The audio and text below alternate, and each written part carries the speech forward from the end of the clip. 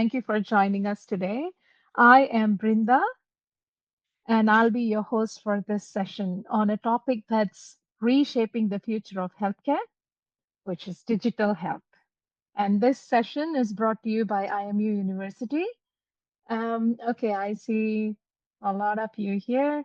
Now, whether you're tuning in during your lunch break or making time between appointments, we are so glad to have you all here.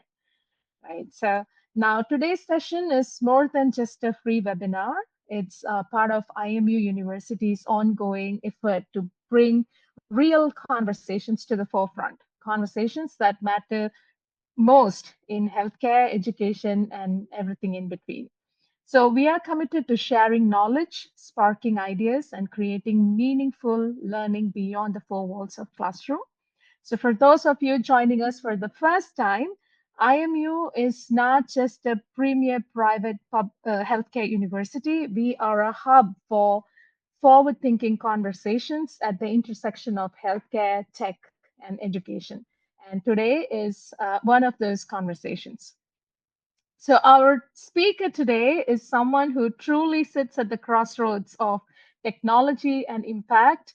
Let me introduce Professor Dr. Saravanan Muthaiyah. He's the Dean of the School of Business and Technology at IMU, and he's also our full time professor with over 3 decades of combined academic and industry experience. He has received several accolades, including CIMA Research Excellence Award, CGMA Academic Champion Award, and CGMA Professional Awards Asia Pacific. He's also a Fulbright Scholar and Senior Fellow of the International Association of Engineers, Scientists, Technologists, and Innovators. Professor Muthaiyah's background is nothing short of inspiring. For those of you who already know him, we call him Prof. Sara. And from working as a systems analyst at IBM World Trade Corporation to publishing over 150 academic papers and currently developing cutting edge tools in EMR, ontology, digital first responder systems, and even AI models for cancer prognosis. Let's just say we are in good hands today, right? So, okay, so before we dive in, I just have a few quick housekeeping notes to help everyone get the most out of today's event, today's session. So the session is being recorded. So we'll share the link with all attendees after the webinar. And feel free to use the chat box because I am sure Prof. Sara would like to keep this more interactive. And drop your questions, thoughts, or even reactions there. We'll keep an eye on it. And if you have questions or reflections during the session, feel free to drop them in the chat, and I'll be weaving them into our Q&A as we go. All right. So, and this is not a monologue. We would love for this to feel like a conversation. And if you experience any tech issues, just let us know in the chat, and we'll try to help quickly. Right? Prof, are we ready? Yes. Thank you so much, Brinda, for the wonderful introduction. And let's get started. My pleasure. Yeah, sure. So let's dive in. My first question to Prof, I want to just begin with the basic foundation question here. So what does digital health really mean in practice, Prof? Is it just about, wearables and apps, or are we talking about something much deeper? Okay, thank you, Brinda, for that question. Digital health is actually much more than just fitness wearables. People wear, those Fitbit watches, or maybe even some mobile apps on your phone to check how many steps you have done in the day. It's beyond that. It's more than that. It's really a comprehensive ecosystem that uses technologies like artificial intelligence, big data, Internet of Things. Even now, genomics is part of digital health.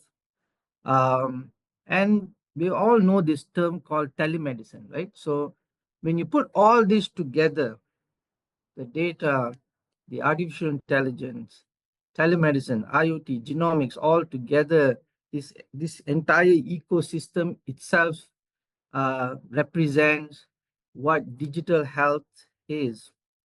And the goal here is to combine this ecosystem of technologies, state of the art infrastructure to provide better healthcare quality.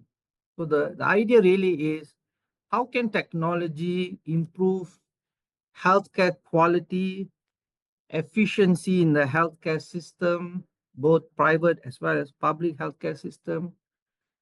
We look into things like equity, and we want, in many cases, we see clinicians are just too tired. They make a lot of mistakes because of fatigue. They're just fatigued, right? Working long hours, standing. So the technology that we're talking about, this ecosystem also helps clinicians to take away some of those mundane and repetitive work away from them, and then help them to focus more uh, of their time and provide better service, provide better treatment, have better empathy towards the patient, and empowering them along that process. So we really want clinicians, doctors, medical personnel, frontliners to be more patient oriented, to be more patient focused, uh, rather than just worrying about all the paperwork that comes to them. And, humans, we all humans, we make mistakes. So when we talk about digital health, it actually encompasses all of these things. At the end of the day, we want clinicians to have a better life. We want patients to get better quality care. And the ecosystem that I talked about basically is what we call digital health today. I I hope people watching can think about this as real transformation, not just digitization, not just digitalization, but we are actually working towards real transformation when we talk about digital health. Thank you, Thank Prof. you. That was, yeah, thanks. That's a beautiful segue into my next question as well. So, some Okay. people feel like digital health is just another buzzword. How Mhm. do we make sure it actually translates into real world outcomes for clinicians and for patients? Okay. I think it's a fair statement. First of all, I think the skepticism in the context of digital health is just a buzzword. I think that's fair.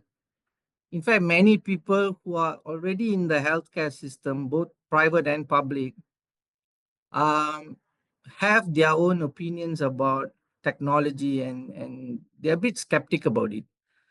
But when we talk about digital health, on creating real impact, we have to look at real examples. The impact is only realized when the technology aligns with clinical workflows and actually solves problems. We only realize that, it works because it solves my problem, right? So when we look at tangible examples like that, for example, when we do diagnosis, when we do, when we work with patients and we've got all this paperwork and we automate all of this, when we do prognosis, let's say, for example, we use imaging data, MRI data, and then we run different algorithms to help us to, understand a simple image like an X-ray or an MRI. You have probably about, millions and millions of data points that you can actually study and infer and make decisions. The human eye may not be able to see everything. So when we use technology, like in imaging, data visualization, we are able to actually see beyond what the naked eye can actually see. And when we find some things very minute but actually very impactful to save someone's life, and you can do that in a fraction, of time that you would do if you had no access to the technology. So think about that. Now you have technology, you can shorten the period um, of treatment. Patient gets better care, and all around the ecosystem is working really well. Um, so I give one example. Like to give one example on an EMR transcriber solution that I have been working on the last 5 years.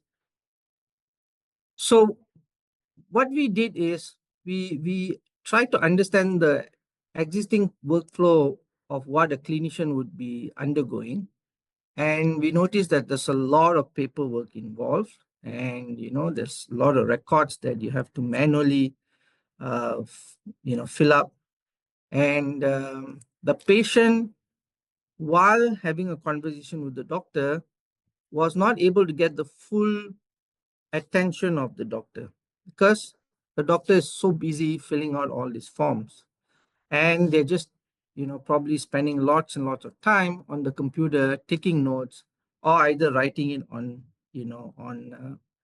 what we call the manual uh, EMR records. So we noticed that there was a lot of time that the clinician was spending on paperwork or updating EMR records, but not actually making eye contact with the patient. So the patient kind of now feels a little bit isolated and not really very comfortable, because the doctor hardly looked at the patient or even touched the patient, or maybe even if he did, uh, probably was just like less than a minute. As opposed to back in the day where there's a lot more interaction, uh, and this whole patient centricity concept was a big thing in the past.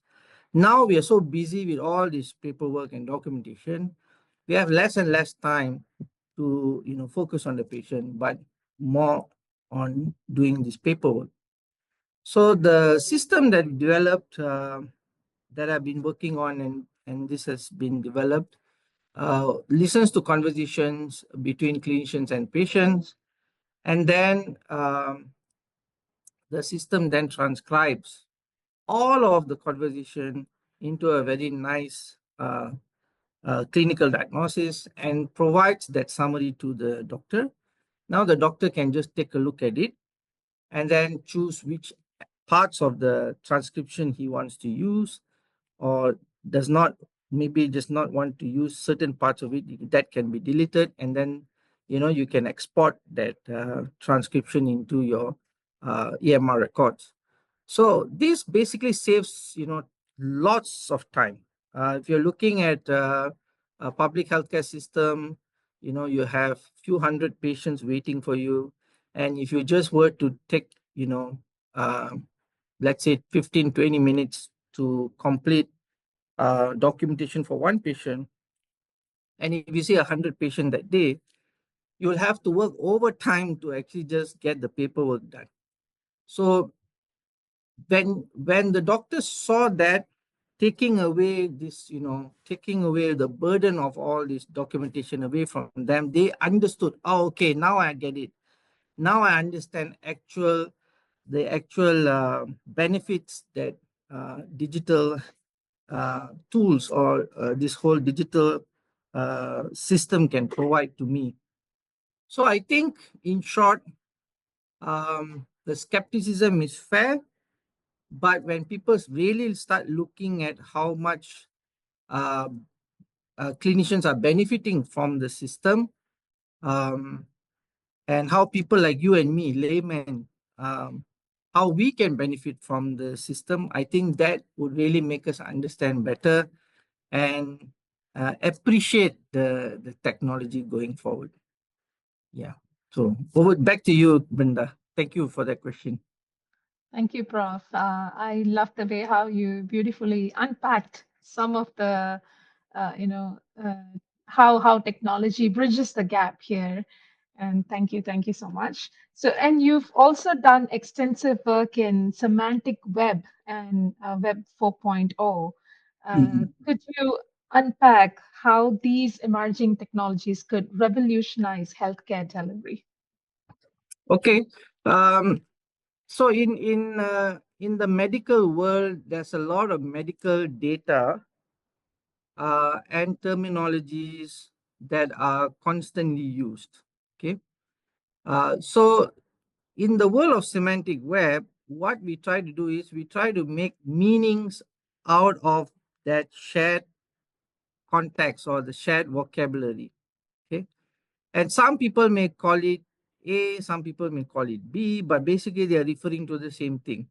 So in healthcare, it's very common for different clinicians because they are trained a little bit differently. They might be referring to the same thing, but they may be using a different vocabulary or a different terminology. Um, but basically they are referring to the same thing. So what semantic web technology does is it understands that, oh, okay, this terminology is actually the same as this, and then it matches these terminologies to create a very systemic interoperability platform where all this intelligent automation can now happen. Okay, so for example, let's say in an EMR context, right? You have clinical context or suggested clinical diagnosis or interventions that are written by the clinicians. So what the systems will do is it'll match the context of what the doctor has written with context that has been probably seen by the system before, and then it says, oh yeah, so both these doctors are actually trying to treat the same problem from before, and then now it gives you predictive diagnosis which you can actually use. So it kind of shortens the time for treatment, shortens the time for diagnosis, and helps clinicians make smarter decisions very, very quickly because this, this uh, semantic web technology will have a huge database of references and vocabulary that has been used. So it actually grows over time. Imagine it's like something like encyclopedia, gigantic encyclopedia, right? And you have all these terminologies, new, old, but referring to the same thing or same problem. And it actually helps the clinician make decisions quickly because the system will then now suggest, okay, do this. It will suggest this intervention or something else um, because the problem is the same problem that we have actually dealt with before. So, in short, semantic web technology understands what maybe Firefly or I'm not trying to put down other transcription tools out there, but when you say let's say Apple, right? Do you think your Copilot actually understands what Apple is? Copilot basically just transcribes Apple as okay, APPLE, that's it, done, right? But it doesn't really understand what Apple actually means. In semantic technology, we go beyond that.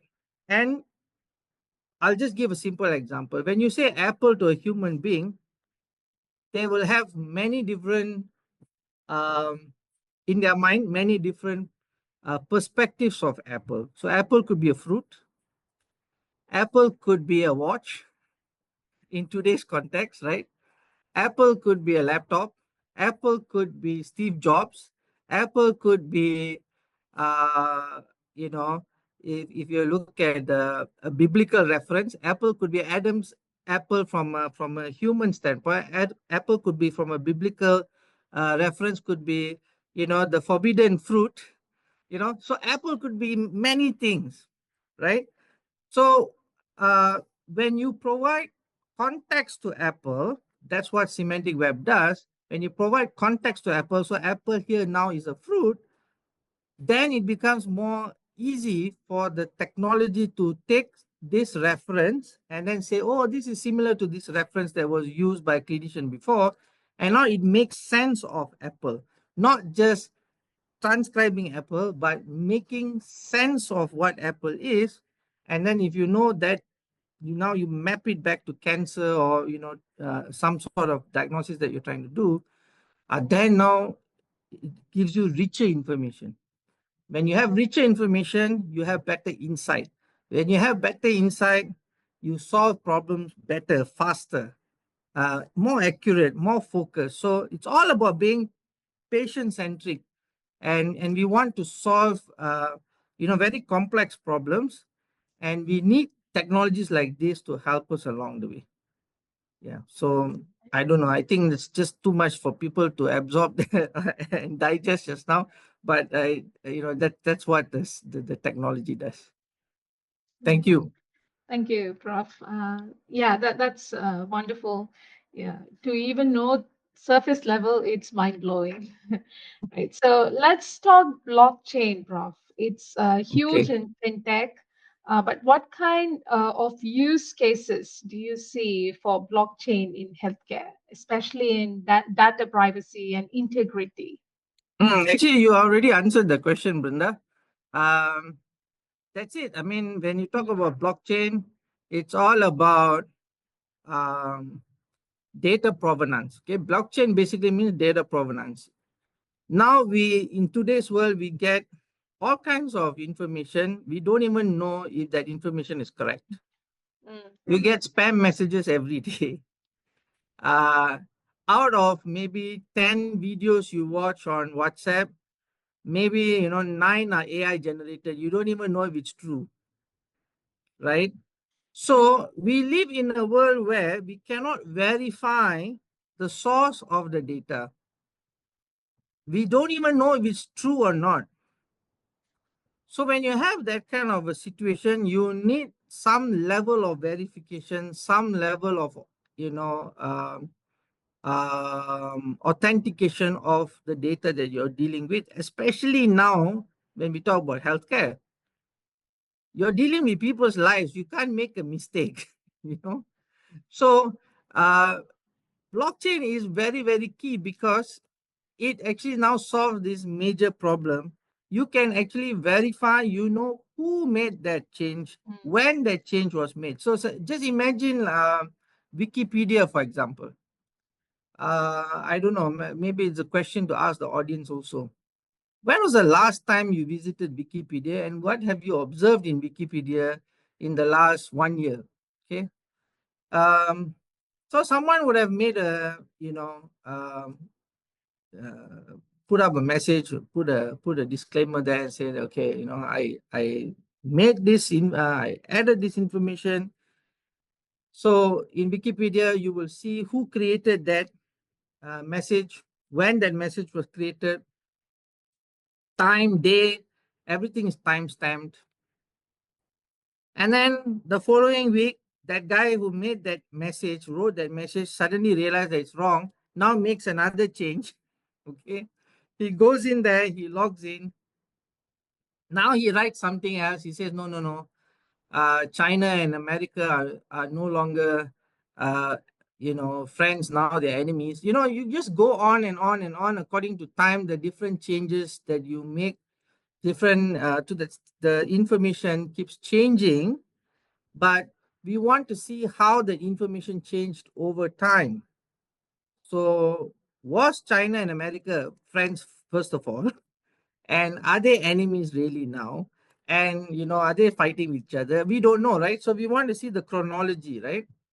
Um, the entire chronology from day one where the data was created until what it is today, you can verify on the blockchain. right. Okay. You don't have that technology anywhere else where you can actually verify. Can you verify the WhatsApp message that you got yesterday morning about some event? Can you verify who sent it, when it was, and who sent it to that guy? And That guy probably got it from someone else, and who sent it to him? Can we actually verify from the origin point where the data was actually sent? I don't think so, right? We don't have that means to that kind of data. This is what we call provenance of information. The provenance is missing. We have information, but we don't know where it came from or who actually wrote it, who actually curated that data, right? We don't know. Um, and we're all guessing and we think that, and then we think that that's correct, and we forward it to another bunch of people. You know, in your contact list, you have 300 people, all 300 people now get this, just like a good morning message. Everyone is sending everything to everybody. And we have no way to verify the provenance. That means the authenticity of that information, where it came from, it cannot be verified. So in blockchain, we actually solve this problem.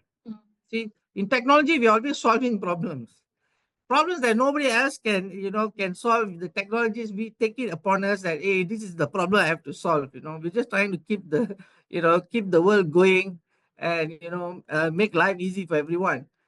So we ensure that any data that is captured is verified, and a group of people, not one person, but a group of people verify actually that this is correct. And there's no way you're going to be able to monkey with the data. You cannot go and change it. Once it's there in the blockchain, you can't change, you can't modify. Even if you want to change and modify, it has to be agreed by all the stakeholders in the blockchain ecosystem. That's very difficult to do. So imagine this, right? You bought a car. Just imagine you bought a car. It's a brand new, I don't know, Proton, Honda. You bought a new car, right? That car will come out it will roll out from the manufacturing plant, and it will have a chassis number, it'll have engine number, it'll have all kinds of information about the parts and all that. Why? Because once the car rolls out, we want to keep track of the inventory for warranty.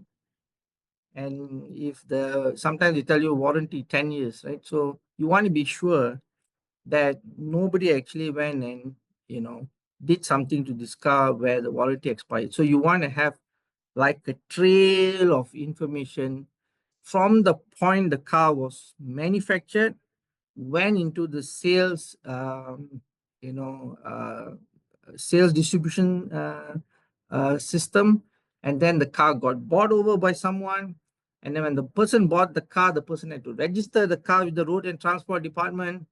Then comes the insurance. The insurance guys will now insure the automobile, right? So there are lots and lots of stakeholders now just for this one car. And if anyone wants to go and change anything, any data pertaining to this one automobile or the millions of automobiles that are actually manufactured every day, then the whole network of data becomes null and void. So you cannot change anything that's in that ecosystem of the data. Okay, no modifications allowed. If any changes were to be made, it has to be agreed by all the stakeholders, which is close to impossible, right? Can you imagine how many stakeholders are there just in that car example? Now we are talking about medical equipment. Now we are talking about medical images, your MRI scan, your X-rays. We are talking about vaccines. Where did this vaccine come from? Who manufactured them? You're talking about lots and lots of data. Okay. Vaccines might have expired, and there's no way you're going to verify that is the expired vaccine. How do you do that? So if you have all this data on the blockchain, now you can trace back to the point of origin what this data that revolves around this, vaccine or a drug, whatever it is that we are talking about in the healthcare. So the entire ecosystem, supply chain can be actually verified. The data on that supply chain can be verified to its core, to its source. And we did not have a technology like this prior to Mr. Nakamoto's invention of this concept called the blockchain. Yeah. And blockchains also come with something called a smart contract, where the smart contracts actually verify information, takes provenance to another level. So it's just keeping the world safer. That's how I look at blockchain, right? If the audience couldn't understand anything at all, just trying to keep the world safer. We get a lot of information today that we cannot verify, right? I think everyone agrees with me. Can you have that happening in healthcare? Think about it. You want to know where the vaccine that goes into your body came from. You're talking about people's lives. Okay. So we don't want to take risks. We want to ensure that the data is verifiable, provenance can be checked, and it goes all around. The pacemaker that it goes into your body, you want to know where it came from, which manufacturer, all the way to the source. And the only way you can do it today is with the blockchain technology. So it helps you to keep the data, the integrity aspect of the data intact. Okay, so we're talking about drug traceability, vaccine traceability, regulations keeps changing, keeping up with all the regulations. And the blockchain will now help us to secure the data that we have, and that leads to better healthcare, that leads to better service, that leads to trust. One of the most important things that's missing in healthcare, people don't trust the system. They don't trust the insurance companies. They don't trust they don't trust the entire ecosystem. We want to bring trust back, and this is another way we can do it. Right. Thank you, Prof. Thank you for the beautiful analogy with the automobile example. How technology, helps in authenticating all the data and the security and in securing integrity of this whole healthcare ecosystem. Thank you, Prof. Prof, we have a question from one of our participants, Dr. Padmini Venkatramani. Uh, I'll read her message to you. So she says, Okay. greetings. Thanks for the session. As of now, is the AI in digital health entirely foolproof? Is there a difference between the physician and the AI in relation to diagnosis, interpretation of investigations, prognosis? How will this affect the ethical implications for the physician? A very nice question. Thank you, Doctor. Um, Padmini. Dr. Padmini, um, very heartfelt question. I think I, I think it's been a burning question you wanted to ask for a long time. And I appreciate your question. Thank you so much for the question. So I'll start with just telling you that AI is not here to take away your job. Okay. AI is basically trying to help um, the clinicians because they have so much data that they are dealing with day to day, right? And when we treat a patient, we need to have plethora of access of data, you know, and we use that data to actually make a reasonable diagnosis, prognosis, and most of the time we give median treatment options to the patient. So, oh yeah, I mean the patient came last time, we treated the same thing with this, so we'll do the same thing now, right? That's how we normally do it. But now you have the power of AI, which will help you to analyze all this data, massive amount of data that we can't analyze ourselves. So it will help you to analyze the data, but the decision is still yours. We're not going to tell AI to make the decision, but basically just help you to understand massive mountains, of data, just bringing all that, synthesizing it, making that information, digestible, and then, providing some recommendations. So the clinician, such as yourself, you look at it, and then now you say, okay, I think, right, yeah. So it's really to augment your workflow, to help you improve and get speed to your work, not really replacing you. And that's always been my stand. AI is not here to replace the clinician. We know you know a lot. We know you have years of experience. All we're trying to help you is give you some tools that can help you analyze this data faster and better. And there are only certain amount of data points that we can actually look at and understand. But when you have the power of technology, it can actually process more information for you faster.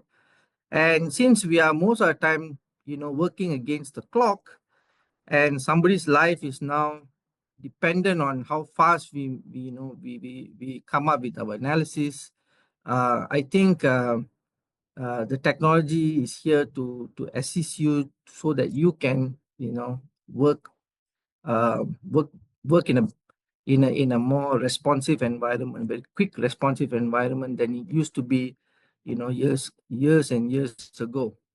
And the part where you asked about the legality or uh, the ethical part, right? The ethical aspects of it. So as I said, AI gives you all these recommendations. You take a look at it. Now you think about it, and then uh, you decide on what actions need to be taken. But all that information that you need has been processed. And I'm not saying that AI is always 100% accurate. There may be times that when AI can give you to a certain level of accuracy. You know why? Because AI also is a learning algorithm.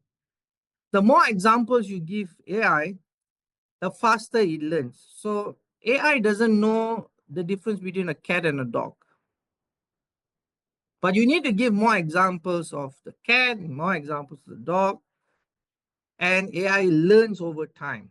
Okay, so with more examples, good examples, AI learns. The only thing is learning faster than how we learn, because it actually is an algorithm, right? So if the input is wrong even from the beginning, right, doctor, then obviously AI is going to give you a wrong, you know, uh, prognosis, because the input was wrong from the very beginning. The AI was trained with wrong examples. And definitely it's going to give you a wrong outcome. Now, if we understand this principle, then we all won't have any more doubts in our mind that, okay, it's an algorithm, it learns, and we call this training data. So the more data is provided to train the AI, the training data has to be correct and has to be validated. Then only the outcome will be correct, and we can use it for our day-to-day problems. So the ethical part of it, the dilemma of should I use, should I not use, again comes back to um, is your AI actually ready? What is the response that you get now? Is it like 85% accuracy? You're talking about 90% accuracy. In some cases, like for example, nephrology, it can be a lower threshold.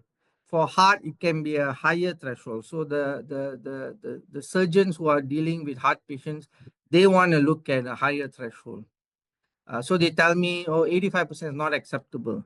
We want something like 92%. So at different levels, the level of accuracy threshold is actually changing.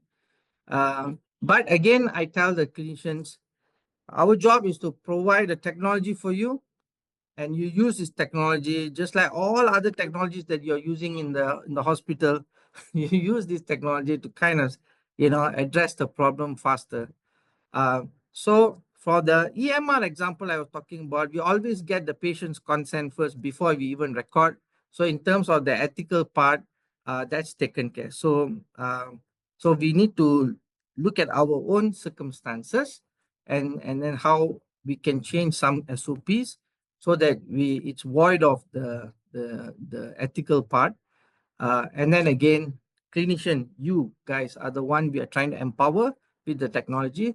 So you will make the decision, not AI, but AI will help augment and help you understand the data better, faster, so that you can get on with your mission more quicker than it used to be in the past. So I hope I answered your question, Doctor. If you have any further question, follow up, please just keep it coming. Happy to answer your questions. Thank you so much for the question. Thank you for a comprehensive answer to that, Prof. Dr. Padmini, please feel free to unmute and ask should have Yes. any questions that you have. But I'm here to read her follow-up message on the chat box. She says, "I'm not worried about AI taking away my job. I appreciate technology and use it judiciously. I'm concerned about the AI hallucinations that one hears Yeah. about. How safe is it for a young physician to depend entirely on AI?" Hmm. Yeah, hallucination happens very often in the even you can see it in Chat GPT. I'm sure a lot of you are using Chat GPT, which is a based on a large language model, not a semantic model, which I explained earlier in my I think it was question 2 or 3. Brenda threw a question to me on the semantic thing. So large language models that we use for ChatGPT is an example where you can sometimes see AI hallucinating. In the technical term, we call this overfitting, overfitting problem. Okay, in AI world, we have this thing called overfitting problem. But we need to know when it starts overfitting, when it starts hallucinating. We need to understand that point, and then what we do is we retract back the learning algorithm, and then we try to find the problem and we fix it. Okay. As a user, a lot of users are using ChatGPT. They themselves need to know that this response from ChatGPT is not correct.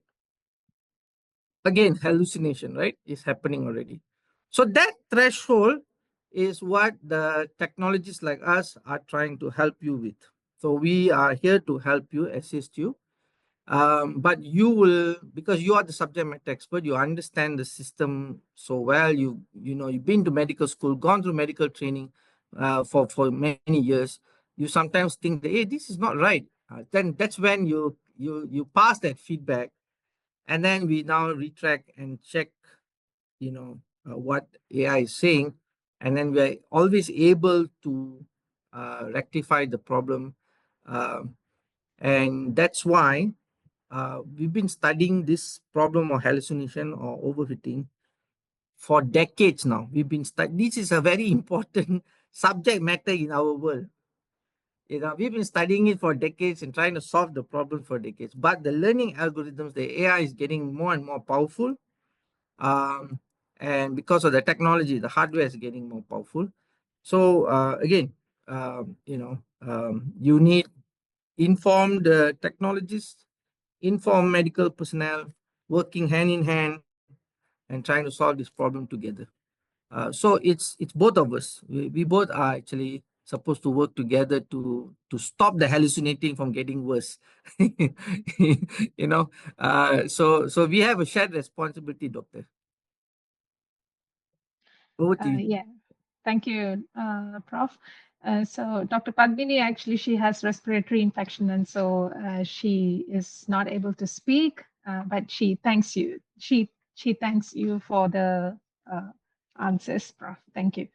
All Okay. right. So before I move on to my next question, those of you who are in the healthcare or non-healthcare sector, you're just exploring the space, please let us know in the chat what's one challenge you've seen with the digital adoption. Now that hospitals are extensively adopting digitalization, what is one challenge that you are facing in the healthcare landscape? Yeah. And with that, I'm going to move on to my next question. Prof, closer to home, how is digital health being used in Malaysian healthcare settings? And any standout projects or pilots that you've come across personally? Okay. One thing that immediately comes to my mind is we just had COVID some years back. And then we had this app called My Sejahtera.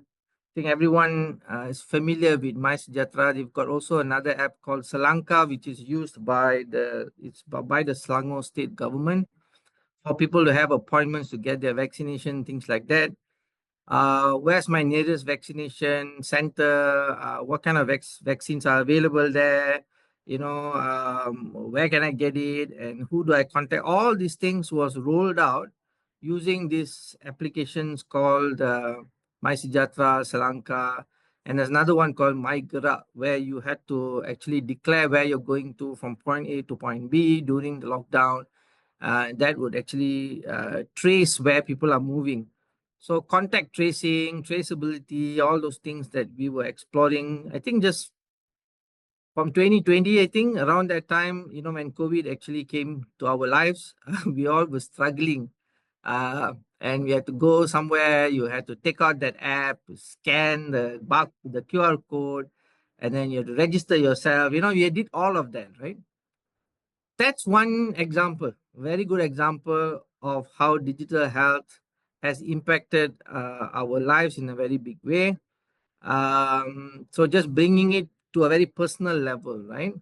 Um, we have those apps that I just mentioned. We have apps that are used in HIS. We have apps that are used by paramedics today. I mean, I'm also building apps for different stakeholders. One of it is the paramedic group. They also need to fill out a lot of forms, and they oftentimes have problems because it's manually filling out those forms. You make mistakes. So I kind of take away that problem of filling out manual forms, and I've given um, this PCR form, patient care report form. Um, I've actually helped some of these paramedics to actually look at it from a digital ecosystem. So that app is called Med Rescue. So I've been able to work with a lot of paramedics over the years to help relieve some of their problems. And then, of course, I talked about some of the healthcare centers. They are actually using a lot of data visualization tools to actually read X-rays, read MRIs. So those scan images, right? All of that is actually being used today. So we are actually quite familiar with digital health, especially in the contact tracing world, because we've been using MySejahtera for a long, long time now. So I think uh, the familiarity of telemedicine or digital health is not really very far fetched. I think all of us have used it at some point to make an appointment, to see the doctor, to get an appointment to get our vaccines, to even download that certificate that you actually you got vaccinated on this date. I don't know, that you just go on MySejahtera, you can actually download that certificate that you got vaccinated on this day, this time. Even the batch number of the vaccine is there, the expiry date, everything is there. uh, I don't know. Some of you probably still have MySejahtera on your phones, or maybe you have uninstalled the app. I don't know, but you are familiar with the territory. I think most of us are familiar.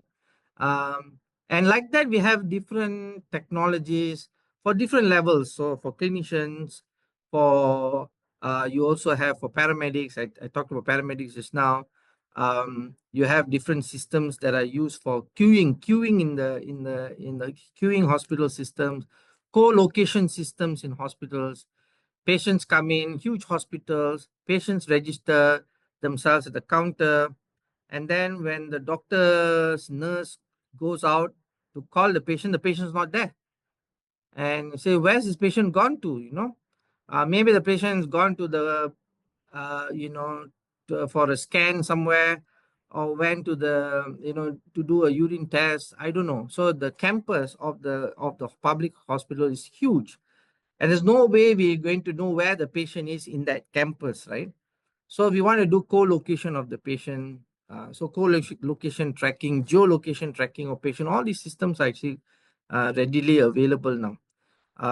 So I think there are plenty of examples. These are just a few, but there are more examples of how digital health is actually being applied in our country, in Malaysia.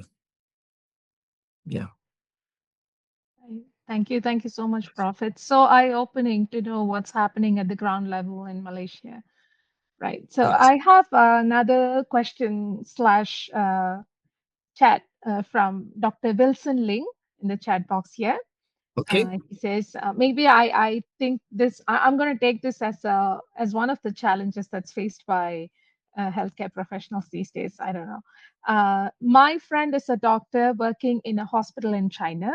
She Mhm. complains to me that most of the patients coming in for consultation often throws them unnecessary results of diagnosis from AI and also social media platforms. What's your Yeah. take on that question, Prof? Yeah. I mean, that's very possible. Because we talked about hallucination just now, right? So the response hallucination. So I mean, just a segue, a quick segue, right? Um, our students are using assignments. They are doing their assignments using ChatGPT. I think they should take note about this. Okay. You are saying that you can't trust ChatGPT. It hallucinates, but yet we are using it to to do our assignments. So I would like the students to reflect on this. If students are listening in, please reflect on this. Yeah. As we go more in, like we are peeling the orange here, right? We are going, deeper and deeper into the context. And then just now we had a doctor ask this question about hallucination. Now we have another question, comment, also very similar, overlapping with hallucination response. Yes, I already mentioned it earlier. This is what we call overfitting in AI. This is what we are trying to solve for for at least 5 decades now. It's not new. It's been there for a long time. Okay, so it's not a new problem. However, just like any problem, we are just trying to solve it one bit at a time, and get to improving the response. So just like the internet has a lot of information, going back to blockchain now, a lot of that information is not verified, right? So your chat gpt basically picks up information from places that you cannot verify the data. There's a lot of junk on the internet. Okay. There's a lot of junk on the internet. So ChatGPT goes out, picks up whatever junk is there and comes back. That's not hallucination, by the way. That's because someone put junk information on the internet. And because of that, that information I told you, just like spam, you cannot verify it. And that's why we need the blockchain, right? So if the entire internet or sources of data is, dropped into, let's say, uh, in a blockchain environment, then you will have lesser and lesser hallucination problems. But we can't afford to take the entire internet's, world web, uh, the what we call the World Wide Web, WWW. We can't take the entire World Wide Web and throw it into a systemic blockchain platform. That would just be too much to do. So therefore, we can't guarantee what AI is going to tell you, because it is just reading from what ChatGPT does. It goes out, it picks up whatever garbage that's out there, and that's why you're getting all this feedback. It's not AI hallucinating, by the way. It is rubbish information on the internet that's causing, like what you said, garbage in and garbage out, right? So yeah, thank you, Chin, for that feedback. So I think we need to draw a line here. What is hallucination and what is garbage in, garbage out? They're two different things. Now we are not talking about the same problem now, but just to share, um, it is correct. There's a lot of hallucination, um, but that is for a properly monitored AI system. But what you get from ChatGPT, and if someone is asking about their medical condition to ChatGPT and it gives some sort of feedback, that could be from any website and that could be any rubbish that's out there. So that one is not really AI to be blamed. So I think we need to draw a line there. So yes, unnecessary diagnosis and all that is because it's just too much rubbish on the World Wide Web. So I think that's a completely different problem. Yeah. So I hope I've able to answer Wilson's question. Thank you, Wilson, for the feedback, and thank you, Chin, for the feedback also. Appreciate it. I think we have one more, right, Brenda? We have Yes. Karen. No? Yes, Doctor. Yes, Yeah. Prof. Dr. Karen Fung has said that there's also the So Sehapi app by Soxo. They give correct. you free health checkup, and then you can see your health Correct. information in the app. Yes, absolutely. Thank you, Karen. Very, very good information shared by Karen. And I think Karen is spot on. There's just so many of these apps that we can use. The one that Karen mentioned about Soxo is another example of digital health tools that are available. That's I don't know, everyone has access to it. I don't know how much of it we use. I'm not sure, but we all have access to it. I remember I had to, when it was time to get a vaccine, I didn't know which center was the closest center for me to get a vaccine, because they are all you go by postcode, and like you live in this place and this is your postcode. Based on your postcode, they'll give you the closest location to get that vaccine, right? So all of that I did it on my Sejatra. All that appointments and all that I did on my Sejatra for my family, my entire family, and we were able to make appointments. And then your appointment validation then reflects on your my Sejatra. Then you just drive over to the vaccination center, get your vaccine, come back, and then when you refresh your my Sejahtera in like 1 or 2 days, you get a certificate there. Oh, you've been vaccinated. So it's kind of cool. And then after that, when you want to travel to any other country, they will ask you for a proof of vaccination. And that one also you can access on your my Sejahtera to to inform um, the immigration that you actually have gotten vaccination. um, and some companies, um, they had already just come out from the lockdown, and now their uh, staff were asked to come back to work, physically to work, right? They were working from home.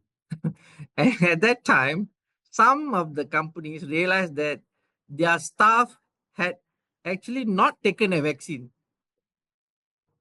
Can you imagine?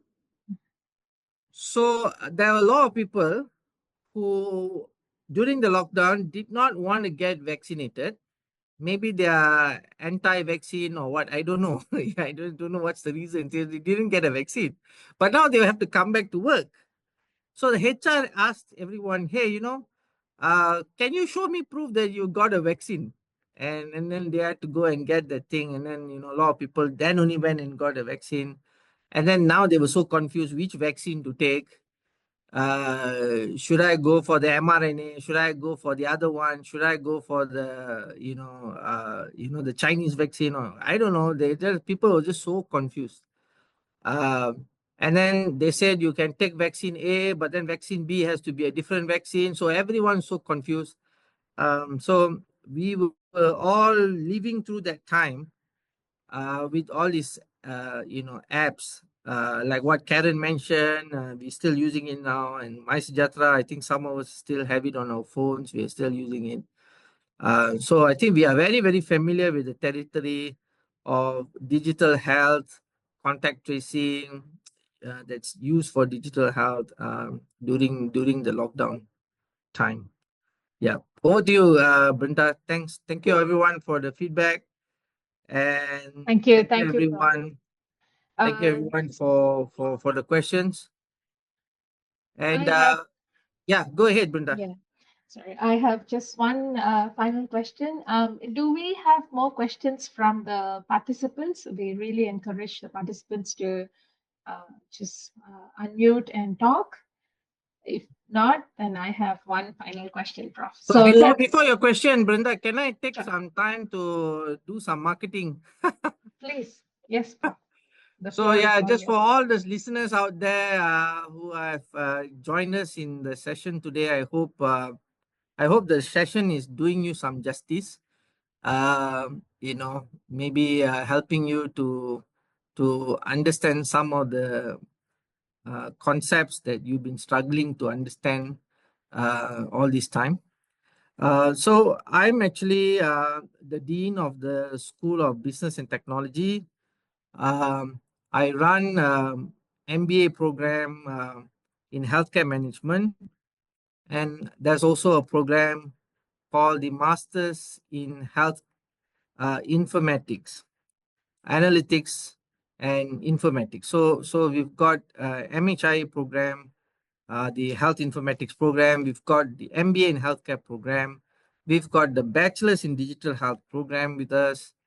We've got BBA, Bachelor's in Business Administration with Healthcare Management, BBAHM, we call it for short. We have all these wonderful programs. We've got CPD programs. Brenda will tell you more about it. Rizwa will tell you more about it. Chin is joining MHIA. Welcome on board, Chin. Happy to have you on board. So we already have Chin. He's part of the family now. So we welcome you to be part of our family. It's a growing family. We have people like Brenda, Rizwan, the entire team, and I'm there, running the school with my teammates. So there are a bunch of people who love, healthcare, and we love technology. So come and join us. If you're thinking about, doing a master's, someone who has a diploma thinking about coming and doing our degree through Appel. We have all these different new developments in the school, and we just love to have you on board to to get our family, uh, getting new members, and keep the family growing and making an impact. So looking forward to see all of you, and happy to be connected with everyone. Thank you. Oh, back to you, Brenda. Thank you for helping me do a quick, quick segue to marketing. No worries, Prof. Thank you so much for this insightful, thought-provoking session. I think we've just scratched the surface today, but you've given us plenty to think about and act on, actually. In a line or two, Prof, how would you see what does a fully mature, ethical, and accessible digital health ecosystem look like to you? Like, let's say 5 years down the line, 2030. Imagine Mm-hmm. this is 2030. Uh, Mm-hmm. what should we start doing now to get there? Okay. So I think by 2030, right, one thing I can say is we are going to be able to reach very remote places. There are a lot of remote places in the country where healthcare is still needed, but we don't know how to get there. You may be thinking about, like what's happening in China, drone delivery, you can Mm. deliver organs.